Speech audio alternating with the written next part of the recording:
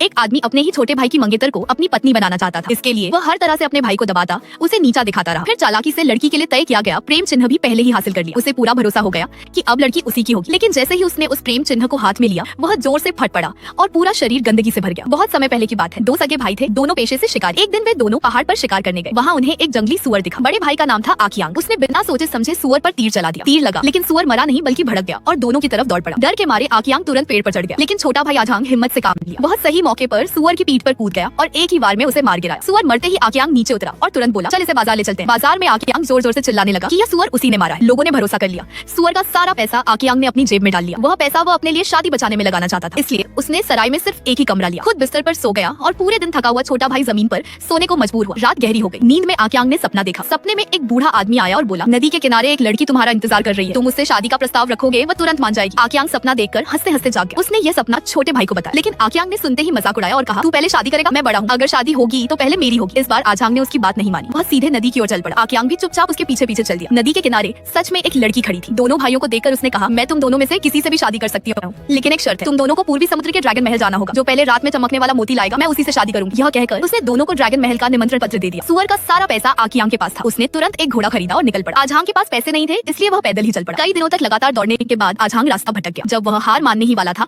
तभी वह एक बाढ़ग्रस्त गाँव में पहुंचा। उसने गाँव वालों से पूर्वी समुद्र का रास्ता पूछा। गाँव वालों ने बताया, यहीं से पूरब की ओर। जब उन्हें पता चला कि आजांग ड्रैगन महल जा रहा है, तो एक बूढ़े ने कहा, वहाँ एक जादुई लौकी है जो हमारी बाढ़ की समस्या हल कर सकती है। आजांग बोला, अगर ऐसा है तो मैं वह लौकी ला सकता हूँ, लेकिन बदले में मुझे खाने को कुछ दे दीजिए। अपने गाँव को बचाने के लिए लोगों ने अपना सारा खाना उसे दे दिया। 3 दिन बाद आकियांग भी उसी गाँव से गुजरा। लोगों को भूखा प्यासा देखकर उसने मदद करने का फैसला किया और पूरी ताकत से समुद्र की ओर दौड़ पड़ा। समुद्र किनारे पहुंचकर उसने देखा कि आजांग पहले से वहाँ खड़ा है। वह डर रहा था कि समुद्र में कूदकर डूब न जाए, इसलिए भाई के आने का इंतजार कर रहा था ताकि मौका देखकर फायदा उठा सके। आजांग ने लड़की और गाँव वालों को याद किया। उसने अपने बालों की पिन मुंह में दबाई और सीधे समुद्र में कूद गया। अजीब बात यह हुई कि वह डूबा नहीं, बल्कि पानी ने उसे एक जल गोले में घेर लिया। यह देखकर आकियांग भी कूद पड़ा। दोनों जल गोलों में सुरक्षित रहते हुए तेजी से ड्रैगन महल पहुंच गए। बालों की पिन दिखाकर वे महल में प्रवेश कर गए। दावत में आकियांग जमकर खाता पीता रहा, लेकिन आजांग का मन नहीं लगा। उसका दिल लड़की और गाँव वालों की चिंता में डूबा था। खाने के बाद ड्रैगन राजा उन्हें खजाने में ले गया। उसने कहा, यहाँ से तुम दोनों सिर्फ एक एक चीज ले सकते हो। खजाने में रात में चमकने वाला मोती और जादुई लौकी रखी थी। आकियांग ने मौका देखकर झट से मोती उठा लिया और निकल पड़ा। आजांग दोनों चीजों को देखकर उलझन में पड़ गया। काफी सोचने के बाद उसने अपना वादा याद किया और लौकी उठा ली। वापसी में आकियांग बिना रुके गाँव को पार करता हुआ सीधे लड़की के पास पहुंचा, लेकिन जैसे ही उसने मोती निकाला,